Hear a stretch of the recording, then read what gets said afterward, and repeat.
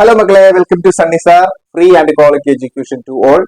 അപ്പൊ നമ്മളെ സെക്കൻഡ് ചാപ്റ്ററിലെ കെമിക്കൽ റിയാക്ഷൻസിലെ പാർട്ട് 4 കിടക്കുകയാണ്. നമ്മൾ ഡിസ്കസ് ചെയ്യാൻ പോകുന്നത് രണ്ട് പ്രധാനപ്പെട്ട കോമ്പൗണ്ടുകളാണ് മെഥനോളും എഥനോളും. എന്താണ് മെഥനോള്, എന്താണ് എഥനോള്, എങ്ങനെയാണ് അത് നിർമ്മിക്കുന്നത് എന്നൊക്കെയാണ് നമ്മൾ ഈ ഒരു സെക്ഷനിൽ പഠിക്കാൻ പോകുന്നത്. വളരെ എളുപ്പമാണ്, ഈസിയാണ്. ജസ്റ്റ് ഒന്ന് കേട്ടിരുന്നാൽ തന്നെ നിങ്ങൾക്ക് ഓർത്തെടുക്കാൻ പറ്റുന്നതാണ്. അപ്പൊ ആദ്യം തന്നെ നമുക്ക് എന്താണ് മെഥനോൾ, അല്ലെങ്കിൽ എങ്ങനെയാണ് മെഥനോൾ ഉണ്ടാവുന്നതിന്റെ സ്ട്രക്ചർ, ഇങ്ങനെയുള്ള കാര്യങ്ങളെ കുറിച്ച് ഡിസ്കസ് ചെയ്യാം. മെഥനോൾ എന്ന് പറയുന്നത് ആൽക്കഹോൾ ആണ്. അറിയാലോ, ആൽക്കഹോൾ നമ്മൾ കഴിഞ്ഞ ചാപ്റ്ററിൽ ഡീറ്റെയിൽ ആയിട്ട് പഠിച്ചിട്ടുള്ളതാണ്. ആൽക്കഹോളിന്റെ ഗ്രൂപ്പ് ഏതാണെന്ന് അറിയോ? ഏത് ഗ്രൂപ്പാണ് ആൽക്കഹോൾ? OH അല്ലെ? OH വരുന്നതാണ് നമ്മൾ ആൽക്കഹോൾ എന്ന് പറയുന്നത് അല്ലെ. OH ഒരെണ്ണം വന്നു കഴിഞ്ഞാല് എന്താണ്? മോണോയും. OH രണ്ടെണ്ണം വന്നു കഴിഞ്ഞാല് ഡൈയും. OH മൂന്നെണ്ണം വന്നു കഴിഞ്ഞാല് ട്രൈയും. അങ്ങനെ 3 തരത്തിലുള്ള ആൽക്കഹോളുകൾ നമുക്ക് പറയാൻ പറ്റും. പക്ഷെ നമുക്ക് അതൊന്നും പഠിക്കാനില്ല, നമുക്ക് ഒരെണ്ണം പഠിക്കാനുള്ളൂ. അപ്പോ OH എവിടെ വരുന്നു, അതാണ് നമ്മൾ ആദ്യം മനസ്സിലാക്കേണ്ടത്.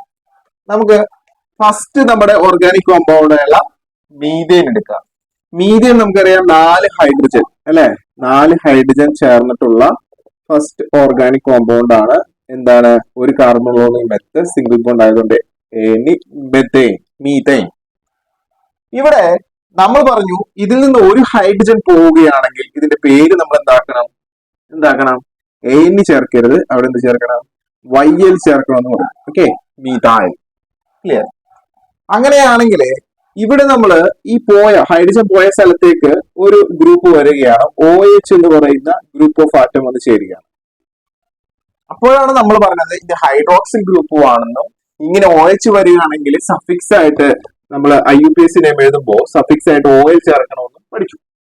അങ്ങനെ വരുമ്പോ ഇത് എന്ന് പറയുന്നത് മെത്ത് എന്ന് എഴുതിയതിനു ശേഷം എന്താണ്?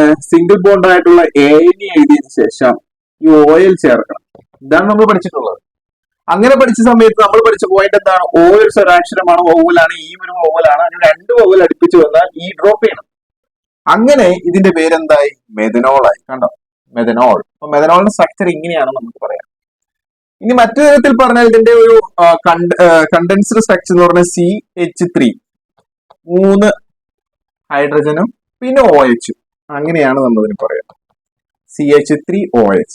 ഇതാണ് എന്ത്? നമ്മുടെ മെഥനോൾ എന്ന് പറയുന്നത്. അപ്പൊ അത്രയേ ഉള്ളൂ മക്കളെ, ഇത്രയേ ഉള്ളൂ. മെഥനോൾ എന്താണ്? ഫസ്റ്റ് കാർബൺ ആയിട്ടുള്ള മീഥേനിന്റെ ഒരു ഹൈഡ്രജൻ മാറി അവിടെ OH ഗ്രൂപ്പ് വന്നു ചേരുമ്പോൾ നമ്മൾ എന്തിനെ വിളിക്കും? അതിനെന്ത് വിളിക്കും? മെഥനോൾ എന്ന് വിളിക്കും. ക്ലിയർ ആണ് അല്ലെ? ഓക്കെ. അപ്പൊ എഥനോൾ കേട്ടോ. എഥനോൾ എന്താണ് വ്യത്യാസം? എഥനോൾ ചെറിയൊരു വ്യത്യാസമേ ഉള്ളൂ. ഇവിടെ എന്താണ്? ഈ ഹൈഡ്രജന്റെ സ്ഥലത്ത് ഒരു കാർബൺ കൂടെ ഉണ്ടാവും. കണ്ടോ? അപ്പൊ 2 കാർബൺ ഉണ്ടെങ്കിൽ അതിന്റെ പേരെന്തായി? എഥനോൾ എന്നായി. അപ്പൊ ഇതിന്റെ സ്ട്രക്ചർ എങ്ങനെ വരും നോക്കി?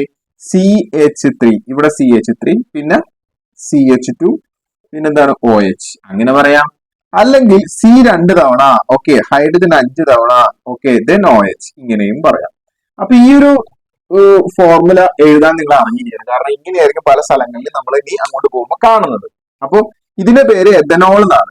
2 കാർബൺ കൊണ്ട് എത്ത്, സിംഗിൾ ബോണ്ട് ആയതുകൊണ്ട് AN, OH വന്നതുകൊണ്ട് OL, ഈ ഡ്രോപ്പ് ചെയ്തു. അപ്പൊ എന്താ പേര്? എഥനോൾ. ഓക്കെ, കിട്ടിയോ? ക്ലിയർ? അപ്പോ ഇത് എന്ത് ഗ്രൂപ്പിൽ വരുന്നതാണ്? അതൊന്നും ആദ്യം മനസ്സിലാക്കേണ്ടത്. ഇത് ആൽക്കഹോൾ ഗ്രൂപ്പിൽ വരുന്ന എന്താണ്? ഇതെവിടെ വരുന്ന? ഹൈഡ്രോക്സിൽ ഗ്രൂപ്പിന്റെ കോമൺ നെയിമായ ആൽക്കഹോൾസ്. ഇതെല്ലാം ആൽക്കഹോൾസ് ആണ്.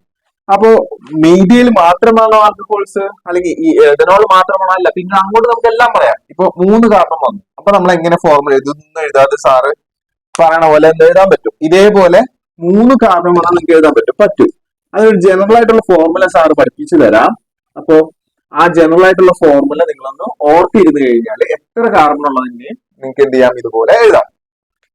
ഇതാണ് general formula. CnH2n+1, okay, +1 OH.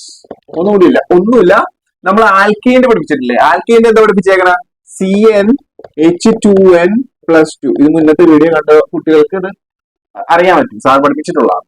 എന്ന് വെച്ചതിന്റെ അർത്ഥം, ഇപ്പൊ ഒരു കാർബൺ ഉള്ളെങ്കിൽ ഹൈഡ്രജൻ എന്ന് പറഞ്ഞു കഴിഞ്ഞാല് ഈ എന്നിന്റെ സ്ഥലത്ത് 1 കൊടുത്തു. അപ്പൊ ഇവിടെ 1 × 2 2 + 2 4. അതാണ് നമ്മുടെ മീഥേൻ. 2 കാർബൺ ഉണ്ടെങ്കിൽ ഹൈഡ്രജൻ എത്ര ഉണ്ടാവും? 2 × 2 4 + 2 6. 3 കാർബൺ ഉണ്ടെങ്കിൽ ഹൈഡ്രജൻ എത്ര ഉണ്ടാവും? 2 × 3 6 + 2 8. ഇങ്ങനെയാണ് നമ്മൾ എന്തിൽ പഠിച്ചേക്കണത്? ആൽക്കെയിൻ. ഓക്കെ, അപ്പൊ നമുക്കറിയാലോ ഈ ആൽക്കെയിൻ ഒരു ഹൈഡ്രജൻ റിമൂവ് ആയിട്ടാണല്ലോ ഈ പറയുന്ന OH വരുന്നത്. അപ്പൊ എല്ലായിടത്തും ഒരു ഹൈഡ്രജനെ കുറച്ച് കഴിഞ്ഞാല് നമുക്ക് അതിന്റെ ഉത്തരം കിട്ടി. കണ്ടാ, ഒരു ഹൈഡ്രജനെ കുറച്ച് കഴിഞ്ഞാൽ ഉത്തരം കിട്ടി. ഒന്നില്ലെങ്കിൽ അങ്ങനെ ആലോചിച്ചു, അല്ലെങ്കിൽ ഈ ഫോർമുലയിൽ 2 എന്ന സ്ഥലത്ത് 1 ആക്കിയാൽ മതി. ഓക്കെ, അപ്പൊ അങ്ങനെയാണ് ആ ഫോർമുല വരുന്നത്. അപ്പൊ ഈ 3 എണ്ണം വരുന്നത്, 3 എണ്ണം വരുന്ന അതിന്റെ ആൽക്കഹോൾ ഏതായിരിക്കും നോക്കാം. നമുക്കറിയാം 3 എണ്ണം വരുന്നതിന്റെ പേരെന്താണ്? പ്രൊപ്പ് അല്ലെ? പ്രൊപ്പൻ OL, പ്രൊപ്പനോൾ ആണ് 3 കാർബൺ വരുന്നത്. അപ്പൊ ഈ ഒരു ഫോർമുല ഉപയോഗിച്ചിട്ട് നമുക്ക് ഒന്ന് പറയാൻ പറ്റും അതിന്റെ ഒരു കെമിക്കൽ ഫോർമുല എങ്ങനെ ഇരിക്കുമെന്ന് നമുക്ക് നോക്കാം. C3H2 × 3 6 + 1 7 OH. കണ്ടോ, ഇത്രേ ഉള്ളൂ, സിമ്പിൾ. ക്ലിയർ ആണോ? ഓക്കെ, അപ്പൊ മക്കളെ ഈ മെഥനോൾ നമ്മൾ എന്തിനാ പഠിക്കണം? മെഥനോൾ എവിടെയാണ് നമ്മൾ കാണുന്നത്? അതിന്റെ യൂസസ് എന്താണ്? അതിന്റെ പ്രിപ്പറേഷൻ എങ്ങനെയാണ്? അതൊക്കെയാണ് നമുക്ക് ഇന്നത്തെ ചാപ്റ്ററിൽ ഡീറ്റെയിൽ ആയിട്ട് ആദ്യം പഠിക്കാനുള്ളത്. Okay, clear? യെസ്. അപ്പൊ നമുക്ക് മെഥനോൾ എങ്ങനെയാണ് ഉണ്ടാക്കണേന്ന് നോക്കാം ആദ്യം തന്നെ അല്ലെ. മെഥനോളിന് നമ്മൾ മറ്റൊരു പേര് കൂടി പറയും, മീഥൈൽ ആൽക്കഹോൾ. മെഥനോളിന്റെ മറ്റൊരു പേരാണ് എന്ത്? മീഥൈൽ. നമ്മൾ പറഞ്ഞില്ലേ ഹൈഡ്രജൻ മാറിയപ്പോൾ മീഥൈൽ, ആൽക്കഹോൾ ഗ്രൂപ്പ് ആയതുകൊണ്ട് എന്താണ് ആൽക്കഹോൾ എന്ന് നമ്മൾ മനസ്സിലാക്കി വെക്കുക. ക്ലിയർ ആണല്ലോ? യെസ്. അപ്പൊ മെഥനോൾ എന്ന് പറയുന്നത് ഈ കത്തുന്ന ഒരു ദ്രാവകമാണ്, ഇൻഫ്ലേമബിൾ ആണ്. അപ്പൊ ചില കുട്ടികളെ ഇൻഫ്ലേമബിൾ എന്ന് കേൾക്കുമ്പോൾ അതിന്റെ ഫിസിക്കൽ പ്രോപ്പർട്ടീസ് ആണ് സാറ് പറയുന്നത്. ഫിസിക്കൽ പ്രോപ്പർട്ടീസ് എന്ന് പറഞ്ഞാൽ നമ്മൾ നോക്കുമ്പോൾ കാണുന്നത് എന്താണോ അത് ഇതൊരു ഇൻഫ്ലേമബിൾ ലിക്വിഡ് ആണ്. ഇൻഫ്ലേമബിൾ, ഓക്കെ, എന്ന് വെച്ചാൽ കത്തും. പെട്ടെന്ന് തീ കൊടുത്ത് പെട്ടെന്ന് പെട്രോൾ കത്തണ പോലെ കത്തുന്നൊരു സാധനമാണ് ഈ പറഞ്ഞ മെഥനോൾ എന്ന് പറയുന്നത്. ഇത് കളർലെസ് ആണ്, നിറമില്ല. മനസ്സിലായോ? അപ്പൊ എന്താണ് ഈ സാധനം? പ്രധാനപ്പെട്ട 2 പോയിന്റ് ഇതാണ്, ഇൻഫ്ലേമബിൾ ആണ്, കളർലെസ് ആണ്. മൂന്നാമത്തത് വളരെ ഇമ്പോർട്ടന്റ് പോയിന്റ് ആണ്, പോയിസണസ് ആണ്. എന്താണ് പോയിസണസ് എന്ന് പറഞ്ഞാൽ? വിഷവും. ഇപ്പൊ നമ്മള് ഇൻഡസ്ട്രിയിൽ സ്പിരിറ്റ് കച്ചവടം എന്നൊക്കെ കണ്ടിട്ടുണ്ടാവില്ലേ? സ്പിരിറ്റ് കടത്ത്, വാളയാസ്യോ സ്പിരിറ്റ് കടത്ത്. നമ്മൾ പണ്ട് സിനിമയിലൊക്കെ കണ്ടിട്ടില്ലേ? ഇങ്ങനെ സ്പിരിറ്റ് കടത്തി എന്താണ് ലേലം സിനിമയിലൊക്കെ, സുരേഷ് ഗോപിയുടെ ഒക്കെ സിനിമയിൽ അല്ലെ? അപ്പൊ സ്പിരിറ്റ് എന്ന് പറയുന്നത് നമ്മളെ ഇൻഡസ്ട്രിയൽ ആവശ്യങ്ങൾക്ക് വേണ്ടിയിട്ട് നിർമ്മിക്കുന്ന എഥനോളാണ്. ഈ എഥനോൾ കടത്തിയിട്ട് അത് നമുക്ക് സാധാരണക്കാർ നമ്മുടെ ബീവറേജിലൊക്കെ കുടിക്കാനായിട്ട് മിക്സ് ചെയ്ത് കൊടുക്കും. അപ്പൊ അന്ന് നമ്മള് ചില ന്യൂസ് കണ്ടിട്ടുണ്ടാവും, വിഷമദ്യ ദുരന്തം. വിഷമദ്യ ദുരന്തം. അവിടെ വിഷം എന്തായിരിക്കും എന്ന് അറിയാം നിങ്ങൾക്ക്? മെഥനോളാണ്. അതായത് മെഥനോളും നമുക്ക് കുടിക്കാം. മെഥനോളാണ് നമ്മൾ കുടിക്കുന്ന ആൽക്കഹോൾ എന്ന് പറയുന്നത്. അതിനകത്തേക്ക് ഈ മെഥനോളും കൂടി ചേർത്തിട്ട് വളരെ ലാഭത്തിന് വേണ്ടിയിട്ട് നമ്മൾ എന്ത് ചെയ്യും? വിൽക്കും. പക്ഷെ മെഥനോൾ വിഷവും. മെഥനോൾ ഒരു അളവിൽ കൂടുതലായി കഴിഞ്ഞാൽ നമ്മൾ തട്ടിപ്പോകും. മനസ്സിലായോ? ഇപ്പൊ നമ്മുടെ വീട്ടിലൊക്കെ ക്രിസ്മസും അതും ഇതൊക്കെ വരുമ്പോൾ നമ്മൾ വൈന് കെട്ടാറുണ്ട് അല്ലെ?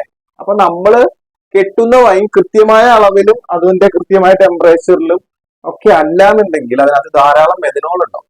അതായത് എഥനോൾ ഉണ്ടാവുന്നതോടൊപ്പം തന്നെ മെഥനോളും ഉണ്ടാവും. അപ്പൊ അത് കുടിക്കുമ്പോൾ നമുക്ക് എന്തുണ്ടാവും? മിക്കവാറും വയറിളക്കം ഉണ്ടാവും, അല്ലെങ്കിൽ മറ്റു അസുഖങ്ങൾ ഉണ്ടാവും, വിഷബാധിതയും. മനസ്സിലായോ? അപ്പൊ അതുകൊണ്ട് തന്നെ മെഥനോൾ നിർമ്മിക്കുന്നതിന്, അത് ഉപയോഗിക്കുന്നതിന് നമുക്ക് ലൈസൻസ് ഇല്ല. കാരണം നമ്മളത് ഉണ്ടാക്കുമ്പോൾ കൃത്യമായിട്ടുള്ള ഉപയോഗിക്കില്ല, കൃത്യമായിട്ടുള്ള ടെമ്പറേച്ചറോ അല്ലെങ്കിൽ മറ്റു കാര്യങ്ങളോ അളവുകളോ നമ്മൾ കറക്റ്റ് ആയിട്ടായിരിക്കില്ല ചെയ്യുന്നത്. അത് ഉണ്ടാക്കുന്ന പാത്രങ്ങളുടെ വൃത്തിയൊന്നും നമ്മൾ ശ്രദ്ധിച്ചെന്ന് വരില്ല. പക്ഷെ അതൊക്കെ വളരെ കെയർഫുൾ ആയിട്ട് നോക്കിയിട്ടാണ് നമ്മൾ എന്തുണ്ടാക്കേണ്ടത്? മെഥനോൾ ഉണ്ടാക്കേണ്ടത്.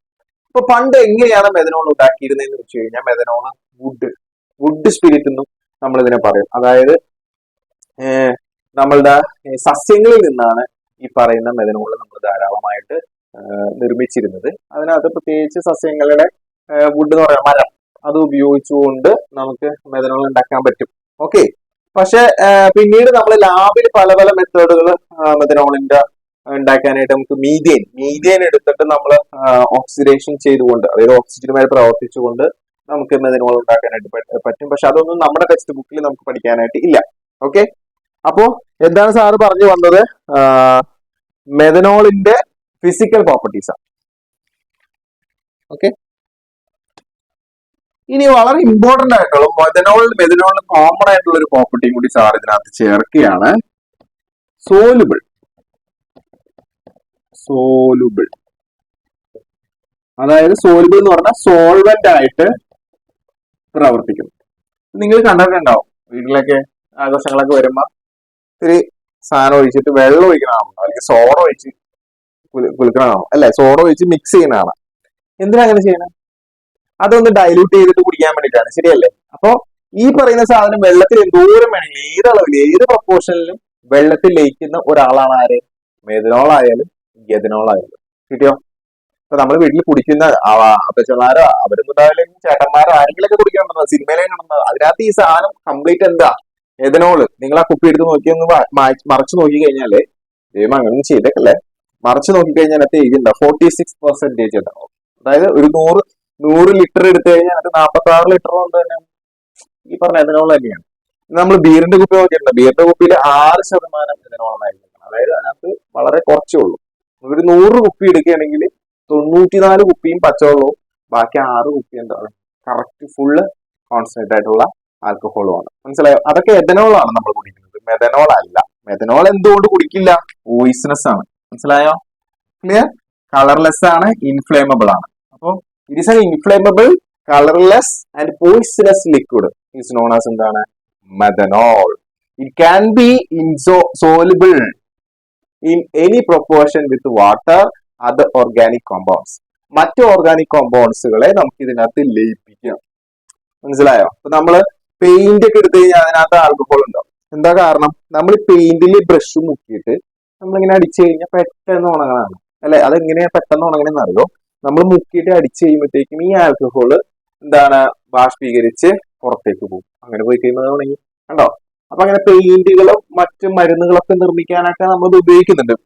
ഇൻഡസ്ട്രിയലായിട്ടുള്ള പ്രധാനപ്പെട്ട ഉപയോഗം എന്ന് പറയുന്നത് അതാണ്. ഓക്കെ, അപ്പൊ അതിനകത്തൊക്കെ നമുക്ക് പിന്നീട് വരാം.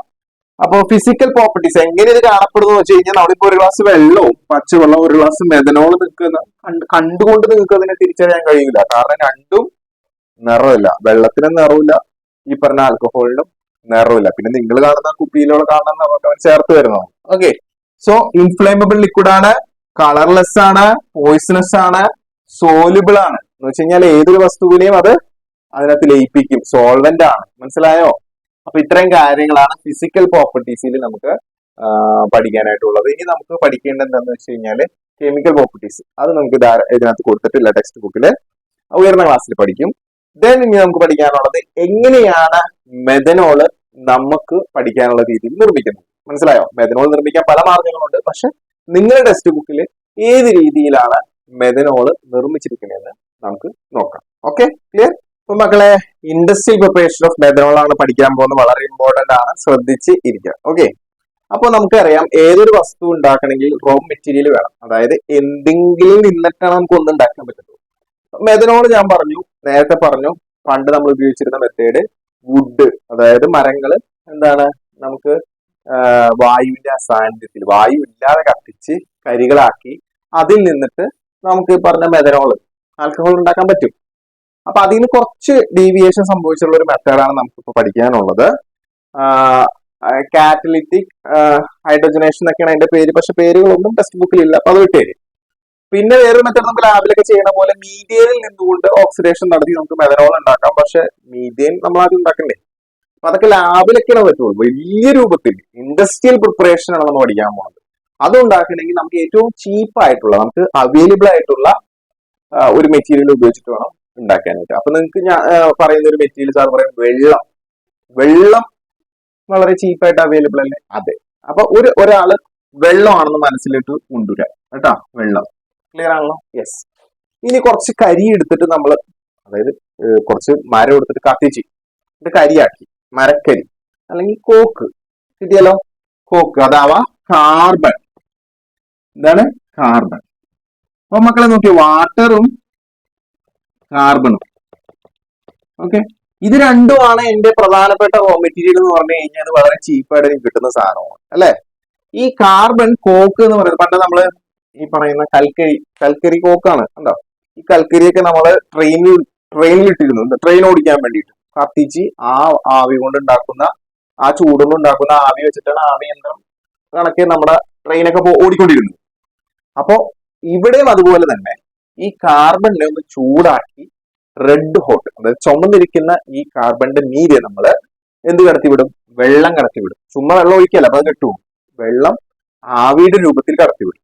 അപ്പൊ അവിടെ ഒരു മാറ്റം സംഭവിച്ചിട്ട് ഇത് രണ്ടും കൂടി കമ്പൈൻ ചെയ്തിട്ട്, അതായത് ഈ പറയുന്ന വാട്ടറും കോക്കും തമ്മിൽ ചേർന്നിട്ട് ഒരു സാധനം ഉണ്ടാവും. അത് കാർബൺ മോണോക്സൈഡും ഹൈഡ്രജനും ചേർന്നിട്ടുള്ള ഒരു മിശ്രിതമാണ്. നമ്മൾ ഇതിനെ കെമിസ്ട്രിയിൽ വാട്ടർ ഗ്യാസ് എന്നാണ് പറയാ. എന്താണ് ഇതിന്റെ പേര്? Water gas. അപ്പൊ നിങ്ങൾ ടെക്സ്റ്റ് ബുക്കിലേക്ക് നോക്കിയാൽ ഈ ഒരു സാധനമായിരിക്കും നിങ്ങളുടെ ടെക്സ്റ്റ് ബുക്കിൽ ലെഫ്റ്റ് സൈഡ്, ആ ഇക്വേഷൻ ലെഫ്റ്റ് സൈഡ് കൊടുത്തിരിക്കുന്നത്. എന്താണ് സാധനം? Water gas. കിട്ടിയല്ലോ. അപ്പൊ വാട്ടർ ഗ്യാസിൽ നിന്നിട്ടാണ് എന്തുണ്ടാക്കുന്നത്? മെഥനോൾ ഉണ്ടാക്കുന്നത്. അപ്പൊ വാട്ടർ ഗ്യാസ് മനസ്സിലേക്ക് കൊണ്ടുവരാം. വെള്ളവും കാർബണും തമ്മിൽ ചേർന്നിട്ട്, അതായത് H2O-യും സിയും തമ്മിൽ ചേർന്നിട്ട് എന്തുണ്ടാവുന്നു? വാട്ടർ ഗ്യാസ് ഉണ്ടാവുന്നു. വാട്ടർ ഗ്യാസ് എന്ന് പറഞ്ഞു കഴിഞ്ഞാൽ നമ്മുടെ ഹൈഡ്രജന് ഉണ്ടാവും, കാർബൺ മോണോക്സൈഡും ഉണ്ടാവും. അത് പഠിച്ചു നോക്കണം. കാർബൺ മോണോക്സൈഡ്, തെറ്റിപ്പോകരുത്, ഡയോക്സൈഡ് അല്ല, മോണോക്സൈഡ്. കിട്ടിയല്ലോ. ഇതിന്റെ പേരാണ് വാട്ടർ ഗ്യാസ്. പക്ഷെ വാട്ടർ ഗ്യാസ് എന്ന പേര് ടെക്സ്റ്റ് ബുക്കിൽ കൊടുക്കാത്തത് കൊണ്ട് ആ പേരിട്ട് നിങ്ങൾ എഴുതേണ്ട ആവശ്യമില്ല. പക്ഷെ ഈ സാധനം ഓർമ്മ വേണം. കിട്ടിയല്ലോ. യെസ്. അപ്പൊ ഈ വാട്ടർ ഗ്യാസ് എടുക്കുന്നു, ക്ലിയർ. അത് നമ്മൾ ഹൈഡ്രജനുമായിട്ട് വീണ്ടും പ്രവർത്തിപ്പിക്കുന്നു. ഓക്കെ. അപ്പൊ 2 തവണ ഹൈഡ്രജൻ വന്നില്ലേ, കണ്ടോ. അപ്പൊ നമുക്ക് എങ്ങനെ എഴുതാം? CO + 2H2 gives. ക്ലിയർ. ഗീവ്സിന്റെ ഉത്തരവാദിത്വം നിങ്ങൾക്കറിയാം, അത് പഠിക്കേ വേണ്ട. മെഥനോൾ. എന്താണ് methanol? CH3OH. Methanol. This is methanol. അപ്പൊ അത് കിട്ടി. അപ്പൊ ഇത്ര കഴിഞ്ഞാൽ മാർക്ക് കിട്ടില്ല. കണ്ടീഷൻ എഴുതണം. അതായത് ഇതിന്റെ പേര് തന്നെ കാറ്റലിറ്റിക് എന്നാണ് തുടങ്ങുന്നത്. ഇതിന്റെ മെത്തേഡിന്റെ പേര് കാറ്റലിറ്റിക് എന്നാണ്. ടെക്സ്റ്റ് ബുക്കിൽ ഇല്ല, പക്ഷെ മെത്തേഡിൽ തന്നെ കിടപ്പുണ്ട്. കാറ്റലിറ്റിക് ഹൈഡ്രോജനേഷൻ എന്ന് പറയാം. അതായത് ഹൈഡ്രജനെ ഇവിടെ കൊണ്ടുവന്ന് ആഡ് ചെയ്യണം, കൂടാതെ ഒരു കാറ്റലിസ്റ്റ് വേണം. അതായത് മക്കളെ, ഈ പ്രവർത്തനത്തിനെ സഹായിക്കുന്ന, വേഗം നടക്കാൻ സഹായിക്കുന്ന ഒരാളുടെ പേരാണ് കാറ്റലിസ്റ്റ്. കോപ്പറിന്റെ സിങ്കിന്റെ ഒക്കെ മിശ്രിതമാണ്. എന്താണ് കാറ്റലിസ്റ്റ് ചെയ്യുന്നത്? ഇപ്പൊ നമ്മൾ നടന്നു പോകുന്ന സമയത്ത് ഒരു സ്ഥലത്ത് കുറച്ച് ഒരു വിടവുണ്ട്. അപ്പൊ നിങ്ങൾ എന്ത് ചെയ്യുന്നു? ഒരു ചേട്ടൻ മക്കളെ ഇങ്ങനെ പിടിച്ച് അപ്പുറത്താക്കി, ഇവിടുന്ന് പിടിച്ച് അപ്പുറത്തേക്ക് ആക്കുമ്പോൾ പുള്ളിക്കൊന്നും സംഭവിക്കുന്നില്ല, ഇവിടെ ഉള്ളവരെ അപ്പുറത്ത് എത്തിച്ചു. അതേപോലെ ഈ കാറ്റലിസ്റ്റുകാർ എന്താ ചെയ്യണമെന്ന് വെച്ച് കഴിഞ്ഞാല് ഈ പറയുന്ന ഇവര് തമ്മിലുള്ള പ്രവർത്തനം നടത്തി വേഗത്തിൽ നടത്തി പെട്ടെന്ന് എന്തുണ്ടാക്കും? മെഥനോൾ ഉണ്ടാക്കാൻ സഹായിക്കുന്നു. മനസ്സിലായോ? കിട്ടിയോ? യെസ്. അപ്പൊ ആ കാറ്റലിസ്റ്റ് ആയിട്ട് ഉപയോഗിക്കുന്ന ആൾക്കാരുടെ പേരുകൾ അതൊന്നും പഠിക്കാനില്ല, വെറുതെ കാറ്റലിസ്റ്റ് എഴുതിയാൽ മതി. ഇനി അറിയേണ്ടത് ഏത് ടെമ്പറേച്ചറാണ്? 573 കെൽവിൻ, അതായത് 300 ഡിഗ്രി സെൽഷ്യസ് എന്നാണ് പറയാ. അത് കെൽവിനിലോട്ട് മാറ്റുമ്പോൾ 573 കെൽവിൻ ആണ് ഇവിടുത്തെ ടെമ്പറേച്ചർ. ഈ ടെമ്പറേച്ചറിൽ ഈ പറയുന്ന ആൾക്കാരെ ഒന്ന് ചൂടാക്കിയാൽ, ഹൈഡ്രജൻ വെച്ചേർത്ത് ചൂടാക്കി കഴിഞ്ഞാൽ എന്തുണ്ടാവും? മെഥനോൾ ഉണ്ടാവും. That's all. സിമ്പിൾ. അപ്പോ റൈറ്റ് സൈഡ് ആലോചിച്ച് വിഷമിക്കേണ്ട, മെഥനോളാണ് ഉണ്ടാക്കാൻ പോണം. അപ്പൊ CH3OH റൈറ്റ് സൈഡ്. ലെഫ്റ്റ് സൈഡിലോ? ലെഫ്റ്റ് സൈഡില് ഹൈഡ്രജനേഷൻ ആണ്, അപ്പൊ H2 ആഡ് ചെയ്യണം. ഓക്കെ. ആരുമായിട്ട്? Water gas. എന്താണ് water gas? CO + H2. CO + H2. അപ്പൊ ഈ വാട്ടർ ഗ്യാസിൽ CO + H2നോട് ഹൈഡ്രജൻ വന്ന് ചേരുമ്പോൾ H2 രണ്ടെണ്ണം വന്നില്ലേ, അപ്പൊ 2H2 എന്നാണ്. എന്തിനാണ് ഇത് ബാലൻസ് ആവാൻ? അപ്പോഴാണ് നോക്കിയോ, ഒരു കാർബൺ, ഇവിടെ ഒരു കാർബൺ, ഹൈഡ്രജൻ 4 ഇവിടെ നോക്കി 3 4 ഇവിടെ ഒരു ഓക്സിജൻ, ഇവിടെ ഒരു oxygen. Okay. So this is the industrial preparation of എന്താണ്? മെഥനോൾ. അത്രയേ ഉള്ളൂ മെഥനോൾ. സിമ്പിൾ അല്ലേ? സിമ്പിൾ ആണ്. ഈ 2 പോയിന്റ് ഓർത്തിരിക്കുന്ന കാറ്റലിസ്റ്റും ടെമ്പറേച്ചർ. ഇനി എന്താണ്? ഇനി മെഥനോളിന്റെ യൂസ്. ഓക്കെ, നമ്മൾ മെഥനോൾ ഉണ്ടായി. എന്തിനാണ് മെഥനോൾ? എവിടെയാണ് മെഥനോൾ ഉപയോഗിക്കുന്നത്? അതൊക്കെ നമുക്ക് ഇനി അടുത്ത് നോക്കാം. Clear. Next uses of methanol ആണ്. ടെക്സ്റ്റ് ബുക്കിൽ ഭംഗിയായിട്ട് കൊടുത്തിട്ടുണ്ട്. കുറെ യൂസസ് ഉണ്ട്. അതിനകത്ത് പ്രധാനപ്പെട്ട 3 ടെക്സ്റ്റ് ബുക്കിലുള്ളത്, 2 ഉള്ളത് നന്നായിട്ട് പഠിക്കാം. ഓക്കെ. മെഥനോളിന്റെ മറ്റൊരു പേര് എന്താണ്? മീഥൈൽ ആൽക്കഹോൾ ആണ്. ചിലപ്പോൾ അങ്ങനെയും ചോദിക്കാം കേട്ടോ. ഒന്നാമത്തെ uses manufacturing of varnish paint. Varnish കണ്ടിട്ടില്ലേ, നമ്മൾ ഈ മരത്തിന്റെ മീതൊക്കെ അടിക്കും. മരം ഇപ്പൊ കസേരക്ക് ഉണ്ടായി കഴിഞ്ഞാല് നമ്മൾ അതിന്റെ മീത് ആദ്യം വാർണിഷ് അടിക്കും. മനസ്സിലായോ? ഓക്കെ. അപ്പൊ അങ്ങനെയുള്ള സാധനങ്ങൾ വാർണിഷ് നല്ല ഇങ്ങനെ കളർഫുൾ ആയിട്ട് ഇരിക്കും. പിന്നെ പെയിന്റ് പറയേണ്ട ആവശ്യമില്ല. ഇതൊക്കെ നിർമ്മിക്കാനായിട്ട് ഉപയോഗിക്കുന്ന മെഥനോൾ. വെറുതെ ഇപ്പൊ കാണപ്പെടാൻ പഠിച്ചാൽ മതി, അതിനകത്ത് പിന്നെ തലകുത്തിക്കാനൊന്നുമില്ല. അടുത്ത് manufacturing of formic acid, formaldehyde. ഈ ഫോമിക് ആസിഡ് എന്താണ് ഉപയോഗിക്കുന്നത് എന്ന് പറഞ്ഞാൽ ടെക്സ്റ്റൈൽസ്, ടെക്സ്റ്റൈൽസ് ഫീൽഡിലൊക്കെ എന്താണ് നമ്മുടെ തുണി ഉള്ള സ്ഥലങ്ങളൊക്കെ ഫോമിക് ആസിഡ് നമ്മൾ യൂസ്ഫുൾ ആണ്. ഫോമിക് ആസിഡ് ഉപയോഗിക്കുന്നുണ്ട്. ഫോർമാൽഡിഹൈഡ് നമ്മൾ പഠിച്ചിട്ടുണ്ട്, കഴിഞ്ഞ പോളിമറൈസേഷനിൽ പഠിച്ചിട്ടുണ്ട്. ബേക്കിലേറ്റ് ഉണ്ടാക്കുന്നതിന് ഫോർമാൽഡിഹൈഡ് വളരെ ഇമ്പോർട്ടന്റ് ആയിട്ടുള്ള ഒരു സംഭവമാണ്. അടുത്ത സാധനം ഫോർമലിൻ. ഈ മൂന്ന് പേരും ഓർത്ത് വെക്കണം കേട്ടോ. Formic acid, formaldehyde, formalin. എന്താണ് ഫോർമലിൻ? 40% ഫോർമാൽഡിഹൈഡ് ചെയ്ത മിശ്രിതത്തിനെ വിളിക്കുന്ന പേരാണ് ഫോർമലിൻ എന്ന് പറയുന്നത്. മനസ്സിലായോ? ഈ പറയുന്ന ഫോർമലിൻ നമ്മൾ എന്തിനാ ഉപയോഗിക്കുന്നത് വെച്ച് കഴിഞ്ഞാല് നമ്മളിപ്പോ ഈ നിങ്ങളുടെ ലാബിലൊക്കെ ചെന്ന് കഴിഞ്ഞാൽ തവളേനെയും അതിനെയൊക്കെ ഒരു പാത്രത്തിൽ ഇങ്ങനെ ഒരു വെള്ളത്തിലിട്ട് വെച്ചിട്ടുണ്ടാവും, കണ്ടല്ലേ? അത് ഈ പറയുന്ന ഫോർമലിനാണ്.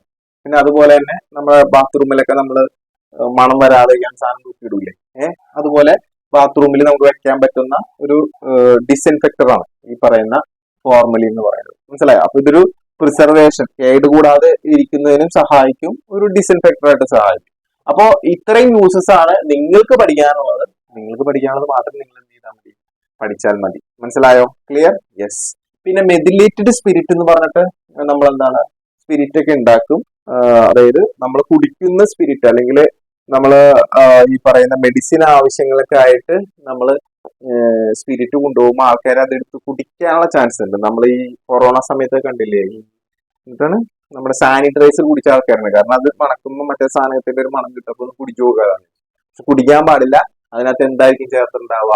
മെഥനോൾ ആയിരിക്കും ചേർത്തിട്ടുണ്ടാവുക. മനസ്സിലായോ? അങ്ങനെ മെഥനോൾ ചേർക്കുന്നതിന് വിളിക്കുന്ന ഒരു പേരുണ്ട്, അതാണ് ഡീനാച്ചുറേറ്റഡ് സ്പിരിറ്റ്. ഡീനാച്ചുറേറ്റഡ് സ്പിരിറ്റ് എന്താണ് അതിന്റെ അർത്ഥം? അതായത് ഈ പറയുന്ന മെഥനോള് നമ്മള് എഥനോൾ ഉണ്ടാക്കുന്ന സമയത്ത് അത് ആൾക്കാർ കുടിക്കാതിരിക്കാൻ വേണ്ടി, ഇപ്പൊ ഞാൻ ഇവിടുന്ന് എഥനോൾ ഉണ്ടാക്കി എന്നിട്ട് വണ്ടിയിൽ കയറ്റി കൊണ്ടുപോവുകയാണ്. ഏത് നമ്മളത് മരുന്ന് നിർമ്മിക്കുന്ന സ്ഥലത്ത്. അപ്പൊ കൊണ്ടുപോകുന്ന സമയത്ത് തട്ടിക്കൊണ്ടുപോവാം. എന്തിനാ തട്ടിക്കൊണ്ടുപോണ? ഇത് എഥനോൾ അല്ലേ, കുടിക്കാലോ. പക്ഷെ ഞാൻ ഇതിനകത്തേക്ക് കുറച്ച് മെഥനോൾ ചേർത്തിട്ടുണ്ടെങ്കിലോ തട്ടിക്കൊണ്ടുപോയാൽ അത് കുടിച്ചാൽ അവര് തട്ടിപ്പോവും. മനസ്സിലായോ? കാഴ്ചശക്തി പോവും, ബ്ലൈൻഡ്നെസ് വരും. അപ്പോ അതുകൊണ്ട് ഇത് ആളുകൾ കുടിക്കാതിരിക്കാൻ വേണ്ടിയിട്ട്, മനസ്സിലായോ, ബീവറേജ് ആവശ്യങ്ങൾക്ക് ഉപയോഗിക്കാതിരിക്കാൻ വേണ്ടിയിട്ട് നമ്മൾ മെഥനോൾ ചേർക്കും. നമ്മൾ അതിനെ വിളിക്കുന്ന പേരാണ് ഡീനാച്ചുറേറ്റഡ് സ്പിരിറ്റ് എന്ന് പറയും. കിട്ടിയോ? So these are the main uses of എന്താണ് മെഥനോൾ. ടെക്സ്റ്റ് ബുക്കിൽ ഭംഗിയായി കൊടുത്തിട്ടുണ്ട്. ടെക്സ്റ്റ് ബുക്ക് നോക്കി തന്നെ പഠിക്കുക. ആ സെന്റൻസുകൾ അങ്ങനെ തന്നെ പഠിക്കുക. ഓക്കെ. മെയിൻ ആയിട്ട് നമ്മൾ മനസ്സിലാക്കേണ്ടത് മെഥനോളിന്റെ ഫോർമുല എന്താണ്, എന്തിൽ നിന്നാണ് മെഥനോൾ നിർമ്മിക്കുന്നത്, ആ ഇക്വേഷൻ എന്താണ്, അത് വളരെ നന്നായിട്ട് പഠിക്കണം. അത് പരീക്ഷയ്ക്ക് ചോദിക്കാനുള്ള സാധ്യത ഉണ്ട്. ഓക്കെ. അപ്പൊ ഇനി ഇതേപോലെ തന്നെ എഥനോൾ ഉണ്ട്.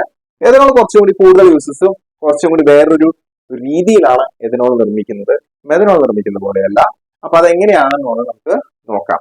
എന്നിരുന്നാലും എഥനോൾ നിർമ്മിക്കുമ്പോൾ അതിനകത്ത് കുറച്ച് മെഥനോൾ ഉണ്ടാവും. മനസ്സിലായി? അതുകൊണ്ടാണ് നമ്മുടെ വീട്ടിൽ ഇതൊന്നും നിർമ്മിക്കാൻ പാടില്ല എന്ന് പറയുന്നത്. നമ്മൾ നിർമ്മിക്കുമ്പോൾ തോന്നിയ പോലെ നിർമ്മിച്ചു കഴിയുമ്പോൾ മെഥനോളിന്റെ അളവ് അങ്ങനെ കൂടിപ്പോകും. ഉണ്ടായി കഴിയുമ്പോൾ കുറെ നാൾക്ക് ചിലപ്പോൾ മെഥനോളിന്റെ അളവ് കൂടും. നമ്മൾ എടുത്ത് ഇങ്ങനെ അടിച്ച് നമ്മുടെ വീട്ടിൽ ഉണ്ടാക്കിയാൽ മുന്തിരിന്ന് ഉണ്ടാക്കിയതല്ലേ, അവരുണ്ടാക്കിയത് ചുമ്മാ കയറി അങ്ങനെ അടിച്ചു കഴിഞ്ഞാൽ ലാസ്റ്റ് പ്രശ്നമാവും. മനസ്സിലായോ? അപ്പൊ അതിന് പ്രത്യേകതരം ടെമ്പറേച്ചറും കാര്യങ്ങളൊക്കെ ഉണ്ട്. ഇപ്പൊ നമ്മൾ നേരത്തെ കണ്ടല്ലോ 571 കെൽവിൻ ടെമ്പറേച്ചർ ആയിരിക്കണം. അങ്ങനെയാണ് അത് ഉണ്ടാക്കുന്നത്. ക്ലിയർ? യെസ്. പിന്നെ അതിന്റെ അളവിനകത്തും വളരെ ഇമ്പോർട്ടൻസ് ഉണ്ട്. കൂടുതൽ അളവ് നമ്മൾ കൺസ്യൂം ചെയ്യാനായിട്ട് പാടില്ല. ഓക്കെ. കാഴ്ചശക്തി നഷ്ടപ്പെടും. അതായത് ഒപ്റ്റിക് നെർവിന് ഇത് തകർത്ത് കളയും. ഓക്കെ. അപ്പൊ നിങ്ങൾക്ക് കണ്ണേ കാണാൻ പറ്റത്തില്ല.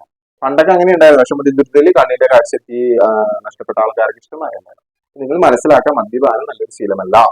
അത് കൂടുന്തോറും കാഴ്ചശക്തി കുറയും. ലാസ്റ്റ് എന്താണ്, ഒട്ടും കണ്ണു കാണാൻ പറ്റാത്ത അവസ്ഥയിലേക്ക്. ഓക്കെ. അപ്പൊ നമ്മൾ ഒരിക്കലും ഇതിനെ പ്രൊമോട്ട് ചെയ്യുന്നില്ല. ഇതൊക്കെ പഠിക്കുമ്പോഴും ഇതെങ്ങനെ ഉണ്ടാക്കാമെന്നൊന്നും ഒരിക്കലും പഠിക്കേണ്ട ആവശ്യമില്ല. ഈ കാര്യങ്ങൾ നമ്മൾ പരീക്ഷയ്ക്ക് മനസ്സിലാക്കാനും ഇങ്ങനെയാണ് ഈ സാധനം ഉണ്ടെന്ന് മാത്രം മനസ്സിലാക്കുക കേട്ടോ. അല്ലാതെ അതൊന്നും വീട്ടിൽ പോയി പരീക്ഷിക്കേണ്ട ഒരു കാര്യമില്ല. ഇനി പറയാൻ പോകുന്ന കാര്യം, പ്രത്യേകിച്ച് എഥനോളിന്റെ നിർമ്മാണത്തിൽ നിങ്ങൾക്ക് ചിലപ്പോൾ വീട്ടിൽ വെച്ച് ഉണ്ടാക്കണമെന്ന് തോന്നും സാർ പറഞ്ഞു കഴിയുമ്പോൾ. അങ്ങനെ ഉണ്ടാക്കരുത്. അതുകൊണ്ടാണ് അങ്ങനെ പറഞ്ഞത്. ഓക്കെ. അപ്പൊ എഥനോളിന്റെ ഡീറ്റെയിൽസിലേക്ക് നമുക്ക് പോവാം. Next topic is ethanol. അപ്പൊ മക്കളെ, എഥനോൾ ആണ് അടുത്തത്. ഞാൻ നേരത്തെ പഠിപ്പിച്ചതാണ് എഥനോളിന്റെ ഫോർമുല. എന്താണ്? നമുക്ക് സിമ്പിൾ ആയിട്ട് C2H5OH എന്ന് പറയാം അല്ലെ. മറ്റൊരു പേര് എന്ന് പറയുന്നത് ഈഥൈൽ ആൽക്കഹോൾ എന്ന് നമ്മളിങ്ങനെ പറയും. മറ്റൊരു പേര് ഈഥൈൽ ആൽക്കഹോൾ എന്ന് പറയും. ഓക്കെ. അതാണ് ഈ രണ്ട് പേരാണ് പ്രധാനമായിട്ട് മനസ്സിലാക്കേണ്ടത്, എഥനോളും ഈഥൈൽ ആൽക്കഹോൾ. ഇതിന്റെ യൂസസ് എന്ന് പറയുന്നത് നമുക്ക് ആദ്യം നോക്കാം, എന്നിട്ട് ഇതിന്റെ പ്രിപ്പറേഷനിലേക്ക് പോവാം. ഫിസിക്കൽ പ്രോപ്പർട്ടീസ് നേരത്തെ പറഞ്ഞ മെഥനോളിന്റെ പ്രോപ്പർട്ടീസ് തന്നെയാണ്. കളർലെസ് ആണ്, പെട്ടെന്ന് കത്ത് പിടിക്കും, ഇൻഫ്ലേമബിൾ ആണ്, അതുപോലെ തന്നെ വെള്ളത്തിൽ നന്നായിട്ട് ലയിക്കും, സോലബിൾ ആണ്. ആ മൂന്ന് പ്രോപ്പർട്ടീസ് ഫിസിക്കൽ പ്രോപ്പർട്ടീസ് മനസ്സിലാക്കേണ്ട ആവശ്യമുള്ളൂ. ഇനി യൂസസ് ആണ് മെയിൻ ആയിട്ട് നിങ്ങൾ മനസ്സിലാക്കേണ്ടത്. Power alcohol. പവർ ആൽക്കഹോൾ എന്ന് പറഞ്ഞു കഴിഞ്ഞാല് നമ്മൾക്ക് പെട്രോളിനോട് നമുക്കൊരു 10% പെട്രോളിന്റെ കൂടെ ഈ പറയുന്ന എഥനോളും കൂടി ആഡ് ചെയ്ത് കഴിഞ്ഞാല് എന്താവും? Power alcohol. അപ്പൊ എന്താണ് അതിന്റെ ഗുണം? ഗുണം എന്ന് വെച്ച് കഴിഞ്ഞാൽ എഥനോളും കത്തും പെട്രോളും കത്തും അല്ലെ. അപ്പൊ പെട്രോൾ കുറച്ച് എഥനോളും ആകുമ്പോൾ പെട്രോൾ വേറെ എല്ലാവർക്കും ഉപയോഗിച്ചുകൂടെ? കാരണം നമ്മൾ പെട്രോൾ ഇറക്കുമതി ചെയ്യുന്നതാണ്, അപ്പൊ ഒരുപാട് പൈസ വേണം. അപ്പൊ നമുക്ക് എഥനോളും കൂടി മിക്സ് ചെയ്തിട്ട് ഉപയോഗിക്കുകയാണെങ്കിൽ ഇന്ത്യയും ബ്രസീൽ പോലെ സ്ഥലങ്ങളൊക്കെ അങ്ങനെയാണ് ചെയ്യുന്നത്. അപ്പോൾ പെട്രോള് 10% എഥനോളും, അപ്പൊ നമ്മൾ E10 എന്ന് പറയുന്നത്. Okay, E10. ഓക്കെ, അങ്ങനെയുള്ള പെട്രോള് പവർ ആൽക്കഹോൾ എന്നാണ് വിളിക്കുന്നത്. ഈ പവർ ആൽക്കഹോൾ നിർമ്മിക്കാനായിട്ട് നമുക്ക് എഥനോൾ ഉപയോഗിക്കാം. അതാണ് ഏറ്റവും നമ്മുടെ യൂസസ് എന്ന് പറയുന്നത്. മറ്റൊരു സോൾവെന്റ് ഫോർ എന്താണ്? മെഡിസിൻ ആണ്. നിങ്ങൾ മെഡിസിൻ കഴിക്കുമ്പോൾ ചെറിയൊരു സ്മെല്ലൊക്കെ നടത്തുമ്പോൾ ഭയങ്കര ടോണിക്ക്, സിറപ്പൊക്കെ നമ്മൾ കഴിക്കൂലേ, അതൊക്കെ എന്താണ്? എഥനോളിൽ മിക്സ് ചെയ്താണ്. Okay, clear. അടുത്തത് പെയിന്റ് ഉണ്ടാക്കാൻ. പെയിന്റ് ഉണ്ടാക്കുന്ന മെയിൻ യൂസസ് എന്ന് പറഞ്ഞാല് നമ്മൾ പെയിന്റ് അടിച്ചു കഴിയുമ്പോൾ എഥനോൾ പെട്ടെന്ന് ഇവാപറേറ്റ് ചെയ്ത് പോകും. സോ പെയിന്റ് എന്താണ്? അവിടെ പെട്ടെന്ന് ഉണങ്ങി കിട്ടും. ഓക്കെ, അപ്പൊ പെയിന്റുകൾ നിർമ്മിക്കാനായിട്ട് അടുത്തത് പ്രിസർവേറ്റീവ്സ് ആണ്. പ്രിസർവേറ്റീവ്സ് എന്ന് പറഞ്ഞു കഴിഞ്ഞാല് നമ്മൾക്ക് കേടുകൂടാതെ ഉപയോഗിക്കും. ഇപ്പൊ നമ്മള് നമ്മുടെ അച്ചാറൊക്കെ ഉണ്ടാക്കുന്ന സമയത്ത് നമ്മൾ ചൊറുക്ക് ഒഴിക്കും, അപ്പൊ ചീത്താവൂല എന്ന് പറയും അല്ലെ. വീട്ടുകാർ ചീത്താവൂല, ചൊറുക്ക് ഒഴിച്ചാൽ ചീത്താവൂല എന്ന് പറയും അല്ലെ. നമ്മൾ ഉപ്പിലിട്ട് വെച്ച ചീത്താവൂലല്ലോ. അതുപോലെ നമ്മൾ ലാബിലൊക്കെ ചെന്ന് കഴിഞ്ഞാല് എഥനോളിൽ മുക്കി വെച്ചിട്ടുണ്ടാവും തവളേനൊക്കെ. അപ്പൊ തവളയൊന്നും ഉണ്ടാവൂല, ചീത്തയായി പോവില്ല. കാരണം മൈക്രോ ഓർഗാനിസം, നമ്മൾ ചീത്തയാക്കുന്ന മൈക്രോ ഓർഗാനിസംസ് ഉണ്ടല്ലോ, ഇതിനെല്ലാം എഥനോൾ നശിപ്പിച്ച് കളയും, അതിനെ വളർത്താൻ അനുവദിക്കൂല. ഓക്കെ, അപ്പൊ അതാണ് പ്രിസർവേറ്റീവ്സ് ആയിട്ട് ഉപയോഗിക്കുന്നത് എന്ന് പറയുന്നത്. Next production of organic compounds. മറ്റു ഓർഗാനിക് കോമ്പൗണ്ട്സുകളൊക്കെ ഉണ്ടാക്കാനായിട്ട് നമുക്ക് എഥനോള് ഉപയോഗിക്കും. ഉദാഹരണം ക്ലോറോഫോം. നമ്മൾ ഓപ്പറേഷൻ ചെയ്യുന്നതിന് മുമ്പ് അനസ്തേഷ്യ കൊടുക്കുമല്ലോ, ആ ക്ലോറോഫോം ഒക്കെ നമ്മൾ എഥനോളിൽ നിന്നാണ് നിർമ്മിക്കുന്നത്. അതുപോലെ ആസിഡുകൾ, നമ്മുടെ വീട്ടിൽ ഉപയോഗിക്കുന്ന വിനീഗർ, അസറ്റിക് ആസിഡ്, അടുത്ത് നമുക്ക് അതാണ് പഠിക്കാനുള്ളത്. അത് ഉണ്ടാക്കാനായിട്ട് നമ്മൾ ഉപയോഗിക്കുന്നത് എന്താണ്? ഈ പറയുന്ന എഥനോളാണ്. മനസ്സിലാവുന്നുണ്ടല്ലോ. അപ്പൊ എഥനോളിൽ നിന്നും അസറ്റിക് ആസിഡ് ഉണ്ടാക്കിയിട്ടാണ് നമ്മൾ എന്ത് ചെയ്യുന്നത്? നമ്മുടെ വീട്ടിലെ ചൊറുക്കയും ഒക്കെ നമ്മൾ ഉണ്ടാക്കുന്നത്. ചൊറുക്ക് ഉണ്ടാക്കാൻ വേറെ മാർഗങ്ങളുണ്ട്. കള്ള് നമ്മൾ കുഴിച്ചിട്ടാലും ചൊറുക്കയാവും. മനസ്സിലായി. ഇപ്പൊ തേങ്ങാ വെള്ളത്തിൽ നിന്ന് ചൊറുക്ക് ഉണ്ടാക്കുന്നുണ്ട്. എന്നിരുന്നാലും നമുക്ക് ലാബിൽ ചൊറുക്ക് ഉണ്ടാക്കണമെന്നുണ്ടെങ്കിൽ നമ്മൾ എഥനോളിൽ നിന്നാണ് ഉണ്ടാക്കുന്നത്. അത് നമ്മൾ നെക്സ്റ്റ് പഠിക്കും. ആസിഡിന്റെ നിർമ്മാണത്തിൽ നമ്മൾ പഠിക്കും. അതായിരിക്കും നെക്സ്റ്റ് ലാസ്റ്റ് ടോപ്പിക് ഈ ചാപ്റ്ററിലെ. ഓക്കെ, സോ ഇത്രയും യൂസസ് ആണ്. ഇത് വളരെ വെരി വെരി വെരി ഇമ്പോർട്ടന്റ് ആണ്. സോ ഈ വെരി ഇമ്പോർട്ടന്റ് ആണ്, ചോദിക്കും പരീക്ഷ. അപ്പൊ ഇതെങ്ങനെ ഓർത്തിരിക്കാന്ന് പറഞ്ഞു കഴിഞ്ഞാൽ നിങ്ങള് പുറത്തേക്ക് ഇറങ്ങി, നിങ്ങൾക്ക് ഭയങ്കര ചുമയാണ്, മനസ്സിലായോ? അപ്പൊ ഡോക്ടറെ കാണാൻ വേണ്ടിയിട്ട് നിങ്ങൾ എന്ത് ചെയ്യുന്നു? ഒരു ബൈക്ക് എടുത്തിട്ട് പുറത്തേക്ക് ഇറങ്ങി വിചാരിക്കും. അപ്പൊ നിങ്ങൾ പോണ വഴിക്ക് പെട്രോൾ അടിക്കാനായിട്ട് അമ്മ ഒരു 100 രൂപ എക്സ്ട്രാ തന്നിട്ടുണ്ട്. അപ്പൊ പെട്രോൾ അടിച്ചു. പവർ ആൽക്കഹോൾ, പെട്രോൾ, അത് ഓർത്തിരിക്കുക. Petrol plus 10% ethanol. അവിടെ ചെന്ന് ഡോക്ടർ കണ്ട് ഡോക്ടർ പറഞ്ഞ ടോൺസിൽസ് ആണെന്ന് പറഞ്ഞ ഒരു സിറപ്പ് നിങ്ങൾക്ക് എഴുതി തന്നു. ആ സിറപ്പ് എന്ന് പറഞ്ഞ മെഡിസിൻ ആണ്. അതിനകത്ത് ആൽക്കഹോളിലാണ് ആ മെഡിസിൻ ലയിപ്പിച്ചിരിക്കുന്നത്. മനസ്സിലായോ? അതാണ് സോൾവെന്റ് ഉദ്ദേശിക്കുന്നത്. ഓക്കെ, അങ്ങനെ തിരിച്ച് നിങ്ങൾ വീട്ടിൽ വന്നു കഴിഞ്ഞപ്പോ എന്താണ്? പുതിയ വീടാണ്. അപ്പോ കുറച്ച് പെയിന്റിങ് പണി കഴിയാനുണ്ട്. അപ്പൊ ചേട്ടന്മാരൊക്കെ അവിടെ നിന്ന് എന്താണ് പെയിന്റ് ചെയ്തുകൊണ്ടിരിക്കുക. മനസ്സിലായോ? അപ്പൊ നിങ്ങൾ വീട്ടിലോട്ട് കയറി വന്നപ്പോ അമ്മ പറഞ്ഞു, മോനെ എങ്ങനെയുണ്ട്? ഡോക്ടറെ കണ്ടിട്ട് കുഴപ്പമൊന്നുമില്ലല്ലോ എന്ന് പറഞ്ഞു. അപ്പൊ എന്താണ് മോൻ പറഞ്ഞ അമ്മ ഇത് സൂക്ഷിച്ചു വെക്കാൻ, ഈ മരുന്ന് സൂക്ഷിച്ചു വെക്കണം, ഫ്രിഡ്ജിൽ വെക്കണമെന്ന് പറഞ്ഞു, കേടുകൂടാതിരിക്കാൻ വേണ്ടിയിട്ട്. അതാണ് പ്രിസർവേറ്റീവ്സ് എന്ന് ഉദ്ദേശിക്കുന്നത്, കേടുകൂടാതെ ഇരിക്കാനായിട്ട്. ക്ലിയർ ആണോ? അപ്പൊ ഇത് സാറ് പറഞ്ഞൊരു സ്റ്റോറിയാണ്. അപ്പൊ അതിനുശേഷം എന്താണ് അമ്മ കഴിക്കാനായിട്ട് കുറച്ച് കഞ്ഞി നിങ്ങൾക്ക് ഉണ്ടാക്കി തന്നു. കാരണം വയ്യാത്തല്ലേ, അതുകൊണ്ട് കുറച്ച് കഞ്ഞി ഉണ്ടാക്കി തന്നു, കുറച്ച് കോമ്പൗണ്ട് ഉണ്ടാക്കി തന്നു. മനസ്സിലായോ? അത് കഴിച്ച് നിങ്ങൾ എന്താണ് മയങ്ങുക എന്ന് പറഞ്ഞ ക്ലോറോഫോം, അനസ്തേഷ്യ, അതുപോലെ ആലോചിക്കുക. അപ്പൊ ഈ ഒരു സ്റ്റോറി, ആ സ്റ്റോറി ആലോചിച്ച് നോക്കിയേ. നിങ്ങൾക്ക് പാടില്ല. നിങ്ങൾ എന്ത് ചെയ്യുന്നു? ഹോസ്പിറ്റലിൽ പോകാനായിട്ട് പെട്രോൾ അടിക്കുന്നു അല്ലെ, പെട്രോൾ പമ്പിൽ ചെല്ലുന്നു, പെട്രോൾ അടിക്കുന്നു, പെട്രോൾ പവർ ആൽക്കഹോൾ. ഹോസ്പിറ്റലിൽ ചെയ്യുന്നു, ഡോക്ടർ മരുന്ന് എഴുതി തന്നു, മെഡിസിൻ എന്തിനാണ് ഉപയോഗിക്കുന്നത്? സോൾവെന്റ് ആയിട്ട് അല്ലെ. മെഡിസിന് സോൾവെന്റ് ആയിട്ട് ഉപയോഗിക്കുന്നു. അങ്ങനെ ആ മെഡിസിൻ വാങ്ങി നിങ്ങൾ വീട്ടിലെത്തിയപ്പോൾ വീട്ടുകാർ പെയിന്റ് ഉണ്ടാക്കി. അപ്പൊ അമ്മക്ക് ഇടയിൽ മരുന്ന് കൊടുത്തിട്ട് പറഞ്ഞാൽ അങ്ങനെ സൂക്ഷിച്ച് വെച്ചേക്കുന്ന ഡോക്ടർ പറഞ്ഞു. അപ്പൊ അമ്മ ഫ്രിഡ്ജിൽ കൊണ്ടുപോയി പ്രിസർവേറ്റീവ് ആയിട്ട് ഇടുന്നു. കുറച്ച് കഴിഞ്ഞ അമ്മ കഞ്ഞിയൊക്കെ ഉണ്ടാക്കി തരുന്നു. നിങ്ങൾ അത് കുടിച്ച് സുഖമായിട്ട് കിടന്ന് ഉറങ്ങുന്നു, മയങ്ങാൻ നിങ്ങളെ സഹായിക്കുന്ന ഒരു കോമ്പൗണ്ട് ഉണ്ടാക്കിയാണ് അമ്മ തന്നത്. കഞ്ഞി കുടിച്ചിട്ടല്ല മയങ്ങിയത്, പക്ഷെ ആ കോമ്പൗണ്ടുകൾ ഉണ്ടാക്കാനായിട്ട്, മറ്റു ഓർഗാനിക് കോമ്പൗണ്ടുകൾ ഉണ്ടാക്കാനായിട്ട് എന്ത് സഹായിക്കുന്നു, ഏതിനോട് സഹായിക്കുന്നു. These are the uses. Easy അല്ലേ? അത്രേ ഉള്ളൂ. ഓക്കെ, ഇനിയാണ് നമ്മൾ വളരെ ഇമ്പോർട്ടൻ്റ് ആയിട്ടുള്ള പോലെ കിടക്കുന്നത്. എങ്ങനെയാണ് ഏതനോൾ ഉണ്ടാക്കുന്നത്, എങ്ങനെയാണ് നിങ്ങളുടെ വീട്ടിൽ നിങ്ങൾക്ക് ഏതനോൾ ഉണ്ടാക്കാൻ പറ്റുന്നത്, എങ്ങനെയാണ് വാറ്റാൻ പറ്റുന്നത്. ഇൻട്രസ്റ്റഡ് ആണോ? പറയട്ടെ സാറ്, പറയാം. ഓക്കെ, അപ്പൊ മക്കളെ, എഥനോൾ നിങ്ങൾക്ക് വീട്ടിലുണ്ടാക്കാൻ പറ്റുമോ? അപ്പൊ നമ്മൾ ഈ ക്രിസ്മസിനൊക്കെ വൈൻ ഉണ്ടാക്കാൻ കണ്ടിട്ടുണ്ടാവില്ലേ? മുന്തിരി എടുക്കുക, അല്ലെങ്കിൽ നിങ്ങൾ കണ്ടിട്ടുണ്ടാവും, യൂട്യൂബിലൊക്കെ കണ്ടിട്ടുണ്ടാവും, സിനിമകളിലൊക്കെ കാണിച്ചിട്ടുണ്ട്. മുന്തിരി എടുക്കുക, പഞ്ചസാര ഇടുക, ഈസ്റ്റ് ഇടുക, കെട്ടി വെക്കുക. അത് എന്തായിക്കോളും? ഈ പറയുന്ന എഥനോളായിട്ട് മാറും. അപ്പൊ അവിടെ എന്ത് റിയാക്ഷൻ നടക്കണമെന്ന് അറിയോ? അതിന്റെ പേരാണ് ഫെർമിന്റേഷൻ. എന്താണ് ഫെർമിന്റേഷൻ? അപ്പൊ ഫെർമിന്റേഷൻ നമുക്ക് എന്തെല്ലാം വെച്ച് ചെയ്യാം? ഇപ്പൊ സാറ് പറഞ്ഞ പോലെയുള്ള ഫ്രൂട്ട്സ് വെച്ച് ചെയ്യാം. അല്ലെന്നുണ്ടെങ്കിൽ നമുക്ക് ബാർലി, ഗോതമ്പ്, ചോളം ഇത് വെച്ചൊക്കെ ചെയ്യാം. അതൊക്കെ വെച്ച് ചെയ്യുമ്പോൾ അതിനകത്ത് സ്റ്റാർച്ചാണ് ഏറ്റവും കൂടുതലുള്ളത്. സ്റ്റാർച്ചിനെയാണ് നമ്മൾ എന്താക്കി മാറ്റുന്നത്? ഏതനോളാക്കി മാറ്റുന്നത്. അപ്പൊ ഫ്രം സ്റ്റാർച്ച് എന്ന് പറഞ്ഞൊരു ഹെഡിങ്ങിൽ നിങ്ങൾക്ക് അത് ഉയർന്ന ക്ലാസ്സിൽ പഠിക്കാൻ പറ്റും. നിങ്ങളുടെ സിലബസിൽ അതില്ല, അപ്പൊ അത് വിടാം. നിങ്ങളുടെ സിലബസിലുള്ളത് എന്താ? ഫെർമിന്റേഷൻ ഓഫ് എന്താണ്? ഷുഗർ. എന്താണ് ഷുഗർ? നമ്മൾ ഉണ്ടാക്കുന്നത്, പഞ്ചസാര ഉണ്ടാക്കുന്നത് എന്ത് ചെയ്യുന്ന? കരിമ്പി എന്നാണ്, അല്ലെ? അപ്പൊ ഷുഗർ കെയിനിന്റെ ഫെർമെന്റേഷനിൽ നിന്നാണ് നിങ്ങൾക്ക് എന്തുണ്ടാക്കുന്നത്? എഥനോൾ ഉണ്ടാക്കുന്നത് പഠിക്കാനുള്ളത്. അതായത് നമ്മൾ ഈ പറയുന്ന ഷുഗർ കെയിൻ, അതായത് ഈ പറഞ്ഞ കരിമ്പ് എടുത്തിട്ട് നമ്മൾ ചതച്ച് സെറ്റപ്പാക്കി അതിൽ നിന്ന് നമ്മൾ പഞ്ചസാര നമ്മൾ ഇന്ന് കാണുന്ന ക്രിസ്റ്റൽ രൂപത്തിലാക്കി മാറ്റിയതിന് ശേഷം അതിനകത്ത് ഒരു ലിക്വിഡ് ഉണ്ടാവുമല്ലോ. കാരണം അതിൽ നിന്ന് പഞ്ചസാര ഉണ്ടാക്കി ക്രിസ്റ്റലാക്കി മാറ്റി. ബാക്കി അതിനകത്തുള്ള ലിക്വിഡിൽ നമ്മൾ തൊട്ട് നാവിലെ ചോദിക്കാനായി നല്ല മധുരം ഉണ്ടല്ലോ, മധുരം ഉണ്ടാവും. ആ മധുരം എന്ന് പറയുന്നത് ഷുഗർ ആണ്. അപ്പൊ അതിനകത്ത് ഒരു 40 to 50% ഷുഗർ ഉണ്ടാവും. എത്രയുണ്ടാവും? ഷുഗർ കെയിൻ എന്ന് പറയുന്നതിന്റെ ആ ലിക്വിഡ് അല്ലെ, ആ ലെഫ്റ്റ് ചെയ്യുന്ന ബാക്കി വരുന്ന ആ ലിക്വിഡില് ഒരു 40% to 50% എന്തുണ്ടാവും? ഷുഗർ ഉണ്ടാവും. മനസ്സിലായോ? ഈ ഒരു ലിക്വിഡ് സാർ പറയണ മനസ്സിലാവുന്നുണ്ടല്ലോ അല്ലെ? അതായത് നമ്മൾ ഈ പറയുന്ന ക്രിസ്റ്റലൈസേഷന് ശേഷം, ഷുഗർ ഉണ്ടാക്കിയതിന് ശേഷം വരുന്ന ആ ഒരു മിക്സർ ഉണ്ടല്ലോ, അതിനകത്ത് ഒരു 40-50% ഷുഗർ ഉണ്ടാവും, മധുരം ഉണ്ടാവും. ആ ഷുഗറിനെ നമ്മൾ വിളിക്കുന്ന പേരാണ് എന്താണ്? മൊളാസസ്. എന്താണ് എന്റെ ഹെഡിങ്? മൊളാസസ്. അപ്പോ ഫെർമെന്റേഷൻ ഓഫ് എന്താണ് നിങ്ങൾ എഴുതേണ്ടത്? മൊളാസസ് എന്നാണ്. അപ്പൊ മൊളാസസ് എന്ന് പറഞ്ഞാൽ ആക്ച്വലി എന്താ? ഒന്നുമില്ല, നമ്മൾ ഈ പറയുന്ന കരിമ്പെടുത്ത് നമ്മൾ ചതച്ച് ഉണ്ടാക്കി, ഷുഗർ ഉണ്ടാക്കി, പഞ്ചസാര ഉണ്ടാക്കിയിട്ട് നമ്മൾ നോക്കിയിട്ട് ഇതേ കുറച്ച് സാധനങ്ങൾ, കരിമ്പിന്റെ ചണ്ടിയും വെള്ളമൊക്കെ ചേർന്നിട്ട് ഒരു സാധനം. മനസ്സിലായോ? അതിന് വിളിക്കുന്ന പേര് എന്താണ്?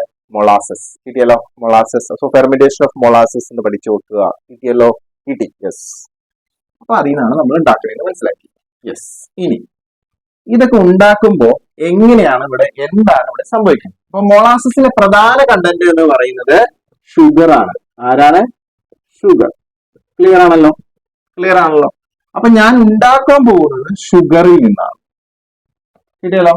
എനിക്ക് ഉണ്ടായി വരുമ്പോ എനിക്ക് എന്ത് കിട്ടണം? എഥനോൾ കിട്ടണം. ഉണ്ടാക്കാൻ പോകുന്ന എന്ത് ചെയ്യുന്നതാണ്? ഷുഗറിൽ നിന്നാണ്. ഉണ്ടായി വരുമ്പോ എന്ത് കിട്ടണം? എനിക്ക് എഥനോൾ എനിക്ക് കിട്ടണം, അല്ലെ? അപ്പൊ ഈ ഷുഗറിനകത്ത് ഞാൻ എന്താ ചെയ്യണേന്ന് വെച്ച് കഴിഞ്ഞാല്, ഷുഗറിനകത്ത്, അതായത് ഈ മൊളാസസിനകത്തേക്ക് ഞാൻ ഇടാൻ പോകുന്ന ഒരു സാധനമാണ് ഈസ്റ്റ്. ഓക്കെ, അങ്ങനെ ഞാൻ ഈസ്റ്റ് ഇട്ട് കഴിയുമ്പോൾ ഈസ്റ്റിനകത്ത് 2 എൻസൈം ആണ്. രണ്ട് എൻസൈം. ഒന്ന് ഇൻവെർട്ടേസ് എന്ന് പറഞ്ഞ എൻസൈം ഉണ്ട്, ഒന്ന് സൈമേസ്. എന്താണ് സൈമേസ്? 2 എൻസൈം ഉണ്ടെന്ന് മക്കൾ മനസ്സിലാക്കുക.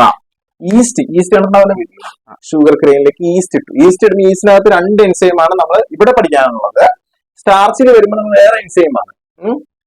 ഇവിടെ നമുക്ക് പഠിക്കാനുള്ളത് ഇൻവെർട്ടേസും സൈമേസും ആണ്. ഓക്കെ, അതിനകത്ത് ഇൻവെർട്ടേസ് ആണ് ആദ്യം വരുന്നത്. ഇൻവെർട്ടേസ്. അപ്പോൾ ഇവിടെ ഇൻവെർട്ടേസ് എഴുതാം. ഇൻവെർട്ടേസ് ഷുഗറിനെ ഗ്ലൂക്കോസും ഫ്രാക്ടോസും ആക്കി മാറ്റും.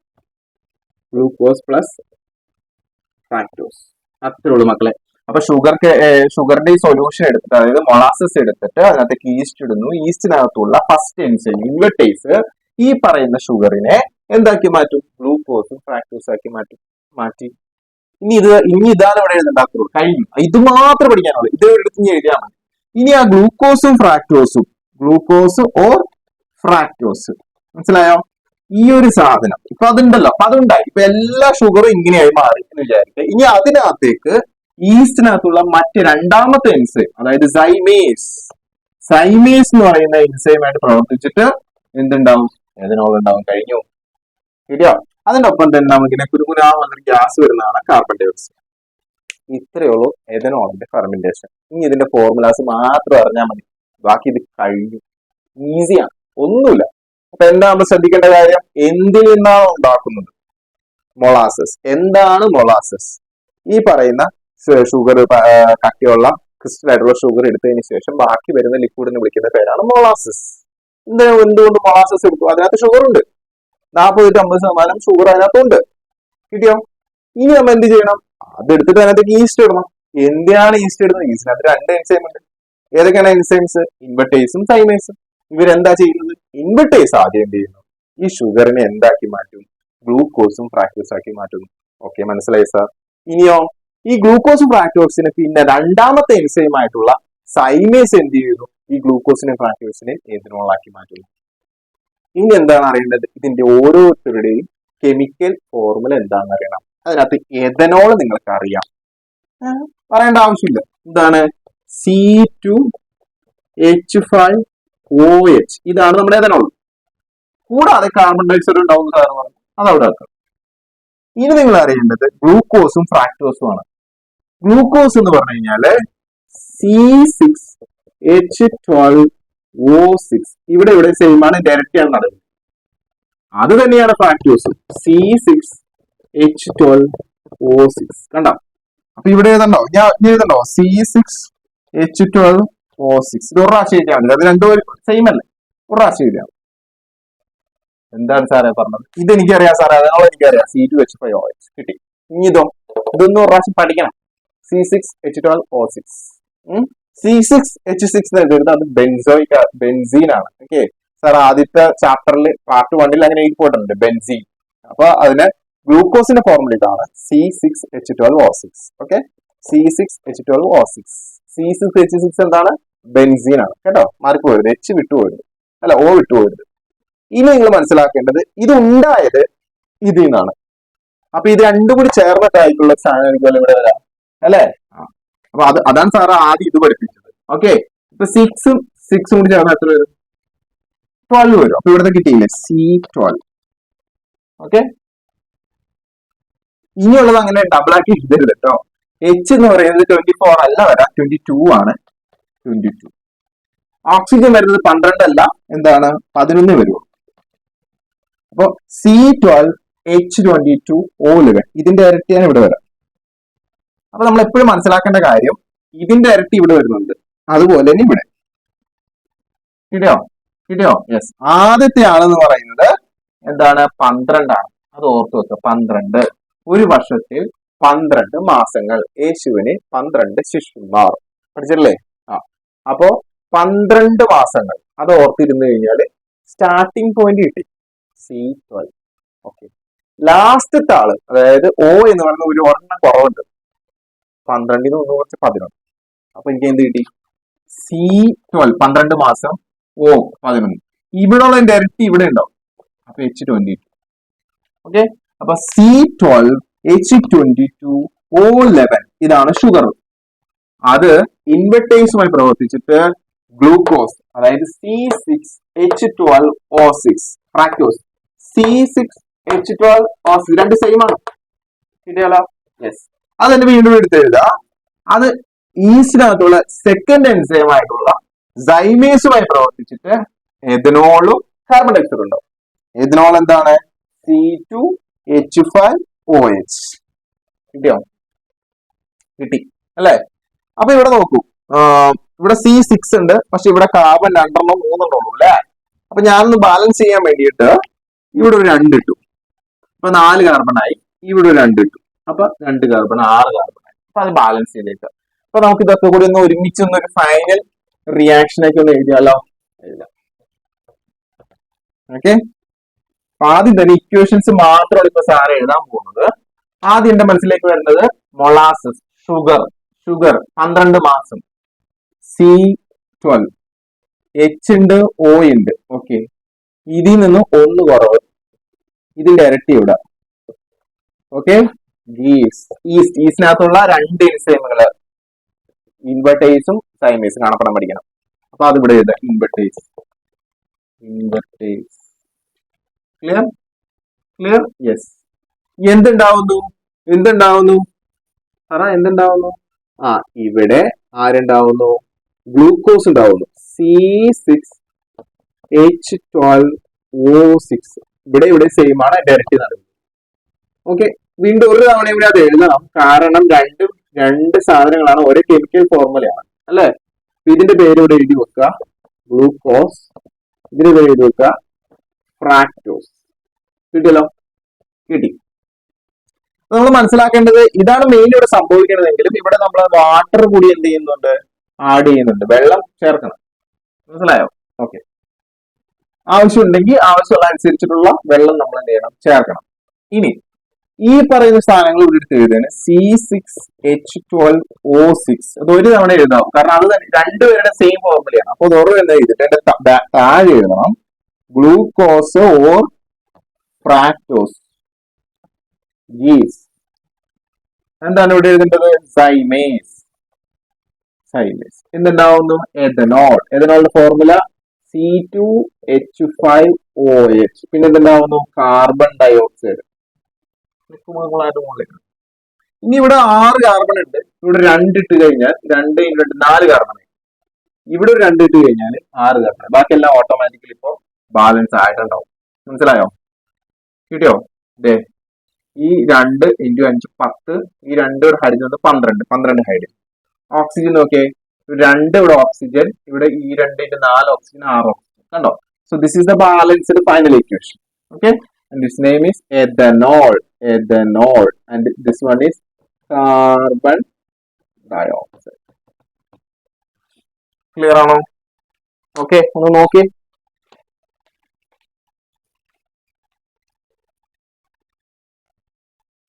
മനസ്സിലായോ? ഒന്ന് നോക്കി. ക്ലിയർ അല്ലേ? യെസ്. അപ്പൊ നിങ്ങൾക്ക് പാളയം കുടത്തിൽ നിന്ന് ഉണ്ടാക്കാൻ പറ്റും, പാളയം കുടം പഴം. അത് പണ്ട് സാറ് ഉണ്ടാക്കിയിട്ടുള്ളതാണ്, ചെയ്തു നോക്കരുത്, ജസ്റ്റ് ഒന്നൊരു ക്യൂരിയോസിറ്റിക്ക് വേണ്ടി പറയുന്നതാണ്. 1 കിലോ പാളയം കുടം പഴം കൊടുക്കുക, ഒരു 10, 20, 30 രൂപ കൊടുത്താൽ കിട്ടും. എന്നിട്ട് ഇത് നന്നായിട്ട് ഇങ്ങനെ അരിയാം. എന്നിട്ട് 5 ഗ്ലാസ് വെള്ളം ഇതിനകത്തേക്ക് ഒഴിച്ചിട്ട് അടപ്പത്ത് വെച്ച് തിളപ്പിക്കാം. നല്ലവണ്ണം തിളച്ച് ചൂടാറിയതിനു ശേഷം, വീട്ടിൽ പുട്ട് ഉണ്ടാക്കുന്ന കുടം ഉണ്ടെങ്കിൽ അത്രയും നല്ലത്, ബക്കറ്റ് എന്തായാലും കുഴപ്പമില്ല. അതിനകത്തേക്ക് ഇത് കുറച്ചൊഴിക്കുക. 1 കിലോ പഞ്ചസാര വേണം, പഞ്ചസാര കുറച്ചിടുക, ഇത് ഒഴിക്കുക, പഞ്ചസാര ഇടുക, കുറച്ചിടുക. അതിനുശേഷം അതിനകത്തേക്ക് ഈസ്റ്റിന്റെ ചെറിയ ടെപ്പി വാങ്ങാം. അതിനകത്ത് 2 ടെപ്പി എടുത്തിട്ട് അതിനകത്തേക്ക് ഇടാം. എന്നിട്ട് നല്ല തുണി കൊണ്ട് കെട്ടി വെക്കാം. ഒരു 10 ദിവസം കഴിയുമ്പോൾ തുറക്കാം. ഇങ്ങനെ ചീഞ്ഞ് മുകളിൽ കള്ളിന്റെ മണമായിട്ട് അത് നന്നായിട്ട് ഒന്ന് ഇളക്കാം. ഒരു കയ്യിലുണ്ട്, നല്ല വൃത്തിയുള്ള കയ്യിലായിരിക്കണേ. വീണ്ടും കെട്ടി വെക്കാം. വീണ്ടും ഒരു 10 ദിവസം കഴിയുമ്പോൾ വീണ്ടും തുറക്കുക, ഇളക്കാം, കെട്ടി വെക്കാം. 1 ദിവസം വെച്ചാൽ വെക്കാം, 1 ദിവസം വെക്കാം. അതിനുശേഷം പുറത്തെടുത്തിട്ട് തുണിയിൽ നന്നായിട്ട് അരിച്ചെടുക്കുക. എന്നിട്ട് വീണ്ടും ഒരു 10 ദിവസം അത് വയ്ക്കുക. ഓക്കെ, അതിനുശേഷം അത് എടുത്തിട്ട് ഒന്നുകൂടി ഒന്ന് അരിക്കാൻ പറ്റുമെങ്കിൽ, എന്തെങ്കിലും താഴെ കിടപ്പണി അതൊക്കെ ഒന്നുകൂടി അരിച്ച് നല്ല ക്ലിയർ ആക്കി എടുക്കുമ്പോൾ നല്ല പാൽ കളറിലായിരിക്കും അത് ഇരിക്കും. നമ്മുടെ വൈൻ്റെ കളർ ഒന്നും ആയിരിക്കില്ല. അപ്പൊ നമ്മൾ ചീനച്ചട്ടി അടപ്പത്തോട്ട് വെച്ചിട്ട് നമ്മൾ ഒരു ഗ്ലാസ്സിൽ, ചെറിയ ഗ്ലാസ്സിൽ കുറച്ച് പഞ്ചസാര എടുത്തിട്ട് ചീനച്ചട്ടിലേക്ക് ഇടാം. പഞ്ചസാര ഇങ്ങനെ ഉരുകി ഇങ്ങനെ വന്നു കഴിയുമ്പോഴത്തേക്ക് ഇങ്ങനെ പത വന്ന് കരിയാൻ തുടങ്ങും. അപ്പൊ ഇത്തിരി വെള്ളം ഒഴിക്കുക, അല്ലാതെ അതിന് മുന്നേ വെള്ളം ഒഴിക്കുന്നത്, അത് കട്ടായി പോകും. ഇങ്ങനെ പത വന്ന് കരിഞ്ഞു പോലെ പഞ്ചസാര കരിക്കാന്ന് പറയും നമ്മൾ. ഇത്തിരി വെള്ളം ഒഴിക്കാം എന്നൊക്കെ പറഞ്ഞിട്ട് ഒരു സംഭവം ഇരിക്കണ്ട, അത് നേരെ ഇതിനകത്തേക്ക് ഒഴിക്കുക. ഇപ്പൊ നോക്കിയാൽ നിങ്ങളെ ബീറ്റ്റൂട്ടിന്റെ കളറായിരുന്നു. ഇതിങ്ങനെ കലക്കിയിട്ട് ഒരു 3-4 ദിവസം കൂടി വയ്ക്കുക. അതിനുശേഷം ഒന്ന് കുടിച്ചു നോക്കൂ, നല്ല സാധനമാണ്. പക്ഷെ ചെയ്യാൻ പാടില്ല, കാരണം നിങ്ങൾ ഉണ്ടാക്കുന്നത് കറക്റ്റ് അല്ലെങ്കിൽ മെഥനോളിന്റെ അളവ് തട്ടിപ്പോകും. മനസ്സിലായോ? അപ്പോ ഇത് ശരിക്കും പറയാനേ പാടില്ല. മെഥനോളിന്റെ ഒരു യൂസസ് ബീവറേജസ് എന്നുള്ള ടെക്സ്റ്റ് ബുക്ക് കൊടുത്തിട്ടില്ല, പറയാൻ പാടില്ല. എത്തിക്സ് ഉപയോഗിച്ച് പറയാൻ പാടില്ല. എന്നാലും സാർ പറഞ്ഞ ഒരു ക്യൂരിയോസിറ്റിക്ക് വേണ്ടിയിട്ടാണ്. അപ്പോൾ നമ്മൾ ഉണ്ടാക്കാതിരിക്കാൻ വേണ്ടിയാണ് ഞാൻ പറഞ്ഞത്. കാരണം നമ്മൾ ഉണ്ടാക്കുമ്പോൾ നമ്മുടെ അളവുകൾ തെറ്റിപ്പോകുമ്പോൾ മെഥനോൾ ഉണ്ടാവും, അത് പോയിസണസ് ആണ്. നിങ്ങൾ എത്ര മെഥനോൾ ഉണ്ടാക്കിയാലും, ഇപ്പൊ ഇവിടെ ഈ ഒരു കേസിലാണെങ്കിൽ പോലും എന്തൊക്കെ കാണിച്ചു കൂട്ടിയാലും മെഥനോളിന്റെ ഒരു കുറച്ച് ശതമാനം ഉണ്ടായിരുന്നു. മനസ്സിലായോ? ക്ലിയർ ആണോ? യെസ്. അപ്പോ ഇത്തരം കാര്യങ്ങളാണ് നമുക്ക് ഇന്ന് പഠിക്കാനായിട്ടുള്ളത്. ഇനി ഇതിനകത്ത് നിന്നും നമുക്ക് ഇപ്പോ കിട്ടുന്ന എഥനോൾ 100% എഥനോളാണോ? അതാണ് ചോദ്യം. അതായത് അതിനകത്ത് എഥനോൾ മാത്രമാണോ ഉള്ളത്? അല്ല. ഇപ്പൊ കിട്ടുന്ന ഈ എഥനോളിനെ നമ്മൾ ഫെർമിന്റേറ്റഡ് എന്താണ് സ്പിരിറ്റ് എന്ന് പറയും. ചുരുക്കത്തിൽ ഇതിന്റെ പേര് എന്താണ്, ഒരു 8% to 10% ആവുള്ളൂ. ഇതിന്റെ പേര് വാഷ് എന്നാണ്. ഇതാണ് വാഷ്. നമ്മൾ അലക്കണ സാധനം വാഷല്ല, മനസ്സിലായോ? അപ്പൊ ഈ ഫെർമിനേറ്റുള്ള സ്പിരിറ്റ്, അതായത് ഫെർമിനേഷൻ കഴിഞ്ഞിട്ടുള്ള ഈ സ്പിരിറ്റിനെ, എഥനോളിനെ നമുക്ക് വാഷ് എന്ന് വിളിക്കാം. പരീക്ഷയ്ക്ക് ചോദിക്കും വാഷ് എന്താണ്? വാഷാ, അത് അളക്കാൻ ഉപയോഗിക്കുന്ന സാധനം. അങ്ങനെ എഴുതി വെക്കരുത്. 8 to 10% ഉള്ളു എഥനോൾ, ബാക്കിയൊക്കെ എന്താണ്, വെള്ളമായിരിക്കും. മനസ്സിലായോ? അപ്പൊ നമ്മൾ എന്ത് ചെയ്യണം? ഡിസ്റ്റിലേഷൻ ചെയ്യണം. ഡിസ്റ്റിലേഷൻ ചെയ്യാന്ന് പറഞ്ഞാൽ ചൂടാക്കി വെള്ളം ആവിയാക്കി പുറത്തേക്ക് കളയണം. മനസ്സിലായോ? അപ്പൊ ഡിസ്റ്റിലേഷൻ ചെയ്യുമ്പോൾ നമുക്ക് അറിയാം, വെള്ളത്തിനേക്കാളും മുന്നേ തിളച്ചു പോകുന്നത് ആരാണ്? എഥനോളാണ്. നിങ്ങൾ കണ്ടല്ലോ, വാറ്റ് കണ്ടിട്ടുണ്ടോ? വെള്ളം താഴെ നിൽക്കും, ഈ സാധനങ്ങൾ ആദ്യം കയറി വരാം. അങ്ങനെ കയറി വന്നാലും അതിനകത്ത് എന്താണ്, കുറച്ച് വെള്ളം ഉണ്ടാവും. മനസ്സിലായോ? പക്ഷെ അങ്ങനെ കയറി വന്നിട്ട് നമ്മള് ഇതിപ്പോ 8 to 10% ഉള്ളൂ. നമ്മളൊരു 95.6% ഇത്രയും എന്താണ് എഥനോൾ അടങ്ങിയതിന് നമ്മൾ പിടിക്കുന്ന പേരാണ് റെക്ടിഫൈഡ് സ്പിരിറ്റ്. എന്താണ് റെക്ടിഫൈഡ് സ്പിരിറ്റ്? മനസ്സിലായോ? ക്ലിയർ ആണോ? അപ്പൊ 2 ടേം നിങ്ങളോട് എക്സ്ട്രാ പഠിച്ചു. വാഷ് എന്ന് പറയുന്നത് എന്താ, നമ്മളിപ്പോ ഈ ചെയ്ത് കിട്ടിയ എഥനോളാണ് വാഷ്. അപ്പൊ അതിനകത്ത് 8 to 10% എഥനോൾ ഉണ്ടാവുള്ളൂ എന്ന് പറഞ്ഞു കഴിഞ്ഞാൽ ഒരു ബീറിന്റെ ഒക്കെ അത്ര വീര്യം അതിനകത്ത് ഉള്ളൂ എന്ന് പറയും. മനസ്സിലായോ? അതായത് ഇപ്പോ സാറ് ഒരു പാത്രം എടുത്തിട്ട് 100 കുപ്പി അതിനകത്തേക്ക് ഒഴിക്കുക. അതിനകത്ത് 10 കുപ്പി നിങ്ങളുടെ എഥനോൾ നിങ്ങൾ ഉണ്ടാക്കിയത്, 90 കുപ്പി വെള്ളം, എന്നിട്ട് നിങ്ങൾ മിക്സ് ചെയ്ത് എങ്ങനെ ഇരിക്കും? അതാണ് 8 to 10% എന്ന് പറയുന്നത്. അതേസമയം 95.6% എന്ന് പറഞ്ഞാൽ ഒരു പാത്രം സാർ എടുക്കുന്നു, 90 കുപ്പി നിങ്ങൾ ഉണ്ടാക്കിയ ആൽക്കഹോൾ, പിന്നെ ഒരു 1/2 കുപ്പി ആൽക്കഹോൾ, ബാക്കി ഒരു 4.5 കുപ്പി മാത്രം വെള്ളം ചേർത്ത് ഇളക്കുന്നു. അപ്പൊ എങ്ങനെ ഉണ്ടാവും? നല്ല സ്ട്രോങ് സാധനം. അതാണ് എന്ത്, റെക്ടിഫൈഡ് സ്പിരിറ്റ് എന്ന് പറയുന്നത്. മനസ്സിലായോ?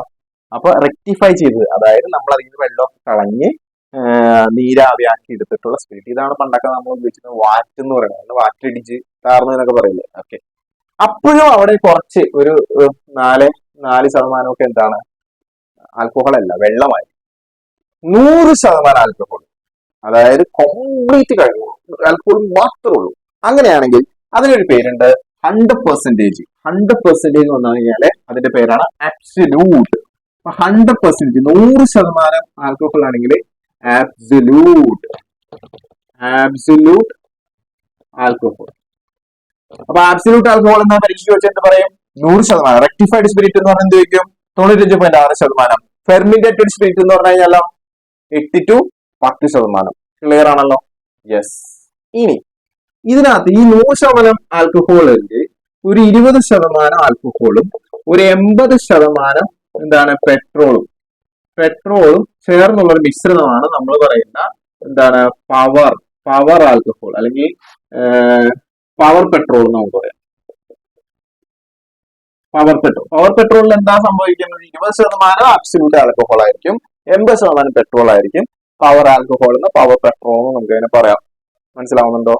ക്ലിയർ ആണോ? അപ്പൊ ഈ ടേമുകളൊക്കെ നിങ്ങൾ പരീക്ഷയ്ക്ക് ഇങ്ങനെ പല സ്ഥലത്തും ചോദിക്കും. വാഷ് എന്താണ്, റെക്ടിഫൈഡ് സ്പിരിറ്റ് എന്താണ്, അല്ലെങ്കിൽ ഇന്ന സാധനത്തിന് എന്താ പറയുന്നത്, തിരിച്ചും മറിച്ചൊക്കെ ചോദിക്കും. അപ്പൊ അത് കൃത്യമായിട്ട് ഓർഡറിൽ തന്നെ പഠിച്ചു നോക്കുക. ആദ്യം ഉണ്ടാവുന്നത് വാഷ്, പിന്നെ അതിനെ നമ്മൾ എന്ത് ചെയ്യുന്നു, ചൂടാക്കി അതിൽ നിന്ന് വെള്ളം കളഞ്ഞു കഴിയുമ്പോൾ റെക്ടിഫൈഡ് സ്പിരിറ്റ്. ഇനി ഒന്നും കൂടി നമ്മളത് ക്ലിയർ ആക്കി കഴിയുമ്പോൾ 100% എഥനോൾ ആവും, അത് ആബ്സല്യൂട്ട് സ്പിരിറ്റ്.